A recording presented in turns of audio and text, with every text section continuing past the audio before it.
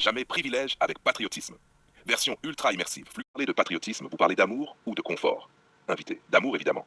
C'est intéressant ce mot, parce que l'évidence, c'est souvent ce qu'on ne questionne jamais. Je ne vois pas où vous voulez en venir. Justement, vous ne voyez pas ou vous n'avez jamais eu besoin de regarder. Je pense avoir une vision assez claire. Claire. Donc quand quelqu'un critique votre pays, vous entendez une attaque ou une tentative d'amélioration. Ça dépend de la critique.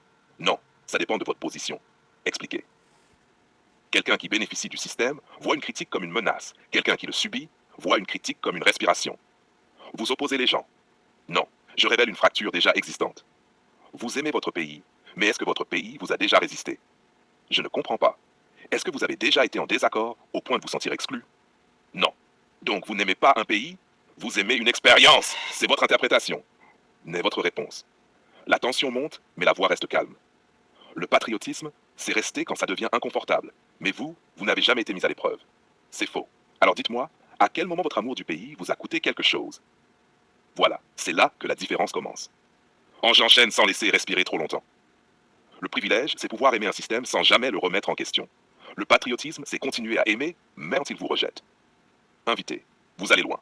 Non, je vais là où ça devient réel. Donc je vais vous poser une question simple et vous allez répondre simplement. Est-ce que vous défendez votre pays ou votre place dans ce pays? Regard fixe, prenez votre temps. C'est souvent à ce moment-là que les mots deviennent honnêtes. Hein? Ce que tu viens de faire, très important. Tu n'as jamais attaqué, tu n'as jamais élevé la voix, tu n'as jamais imposé une conclusion, mais tu as enfermé l'invité dans sa propre logique.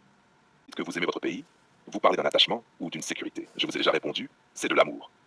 Joie, mais l'amour, ça résiste. Le vôtre, il a déjà été testé. Je pense que oui. Vous pensez ou vous savez? Je sais. Alors, alors racontez-moi un moment où votre pays vous a mis en difficulté et où vous avez quand même choisi de rester fidèle. Ce n'est pas aussi simple. Justement, les choses vraies ne le sont jamais. Ralentis encore, voix plus basse. Vous savez ce qui est étrange?